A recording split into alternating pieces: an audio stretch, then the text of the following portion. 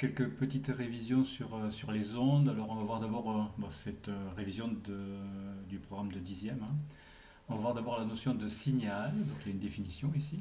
Un signal, c'est une perturbation, alors modification du milieu, perturbation passagère qui ne dure pas longtemps, d'une propriété d'un milieu et qui se propage dans ce milieu.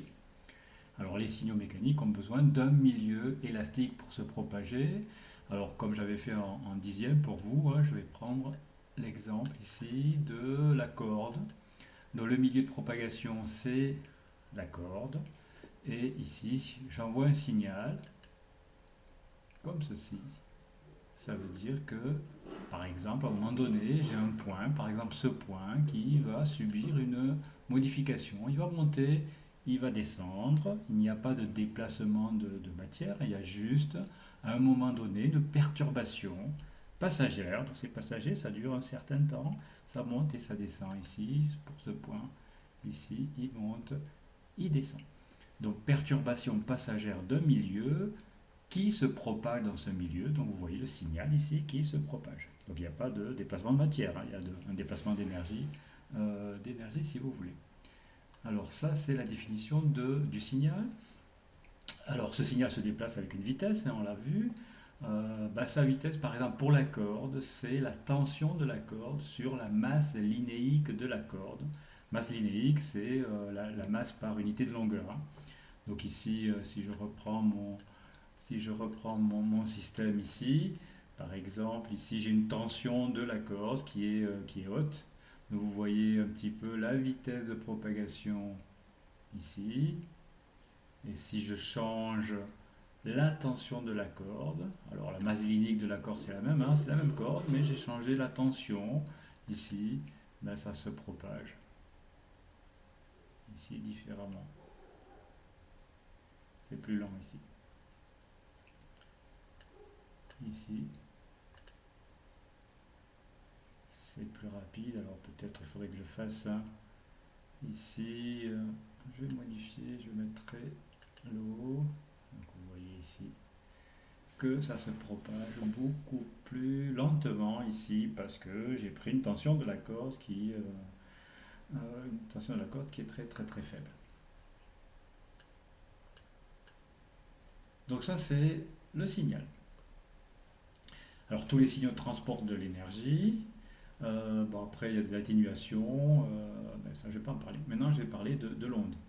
Alors une onde, c'est un signal périodique, donc c'est toujours un signal, mais périodique, émis de façon continue par une source qui se propage.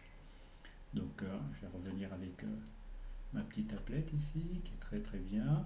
Et donc ici, je vais ici faire osciller, donc je vais changer ici, comme ça, voilà. Donc c'est un signal, alors voilà une onde qui se propage, hein, il n'y a pas de déplacement de matière, vous avez une perturbation passagère qui est cyclique ici. Alors, on va regarder un petit peu ces propriétés des ondes. Donc, signal périodique émis de façon continue par une source qui se propage. Alors, il y a une périodicité temporelle. Tous les points du milieu de propagation sont affectés par un état vibratoire de même forme que celui de l'émetteur. Alors, qui a la même période, T, et la même fréquence que celui de l'émetteur. Ça veut dire ici, quand je lance mon système, ici, l'émetteur c'est ça, hein. Donc ici, une période, c'est la durée pendant laquelle mon système fait un tour, ici, entre ici et là. Je stoppe mon chronomètre, c'est une période. Tous les points ici montent et descendent de la même façon, donc avec la même période. Donc pour passer par exemple ce point ici du haut et revenir à sa position, c'est la même durée que ce point qui passe du haut ici et qui revient dans sa même position. Peut-être je pourrais faire quelque chose comme ça pour voir un petit peu les deux choses. Alors c'est la même forme que celui de l'émetteur et c'est la même période. Alors ça c'est la période temporelle. Donc c'est des secondes, hein.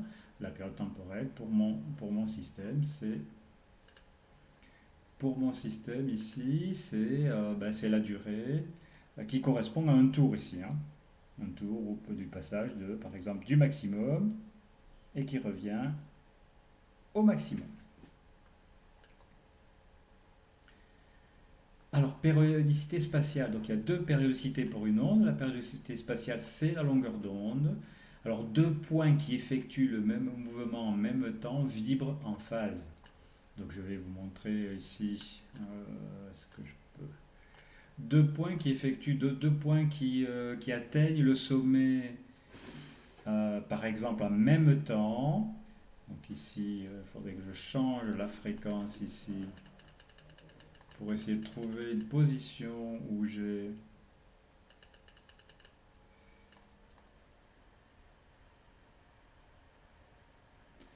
Non, je ne vais pas y arriver. Donc ici, deux points vibrent en phase quand ils sont dans le même état. Non, je ne suis pas trop loin avec ce point-là et ce point-là, peut-être.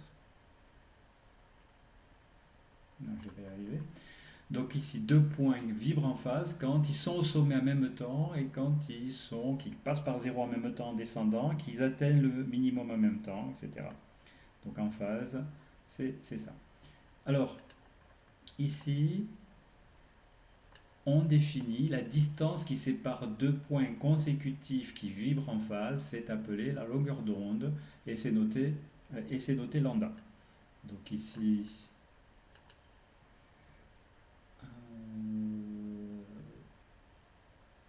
par exemple, la longueur d'onde ici, donc je peux avoir un rouleur. La longueur d'onde ici, alors là j'ai figé mon système, hein, à un moment donné ça se propage, je vais arrêter mon système. La longueur d'onde, ben, ça va correspondre. Je vais changer la fréquence ici pour avoir quelque chose un petit peu mieux. On n'a plus d'oscillation, j'attends que ça arrive. Alors la longueur d'onde, ça va être la longueur qui va séparer, par exemple, ici deux sommets consécutifs. Ici, ce point-là et ce point-là. Ma longueur d'onde, ça va être 3 cm. Alors je pourrais ici prendre ce point-là et ce point-là ici, hein, qui correspondent à une longueur d'onde. Ces deux points, ce point-là ici et ce point-là ici, vibrent en phase. Ça veut dire qu'ils sont au sommet en même temps, ils vont arriver au minimum en même temps, ils vont passer par zéro en descendant en même temps, etc. Donc ces points vont vibrer en phase, ils sont consécutifs, et la distance qui les sépare, c'est la longueur d'onde. Je l'ai mesurée là, je peux la mesurer entre ce point-là et ce point-là, qui vibrent en phase et qui sont consécutifs. Donc la longueur d'onde ici pour mon système, je peux la mesurer ici, c'est 3 cm. Donc je retrouve mes 3 cm ici, hein, entre ce point-là et ce point-là, qui vont vibrer en phase, etc. Donc voilà ma longueur d'onde. Ça c'est la périodicité spatiale. Donc on a périodicité temporelle, périodicité spatiale et ici bien sûr est noté lambda ici. Et la relation qui existe entre les deux, ben, c'est ça, hein.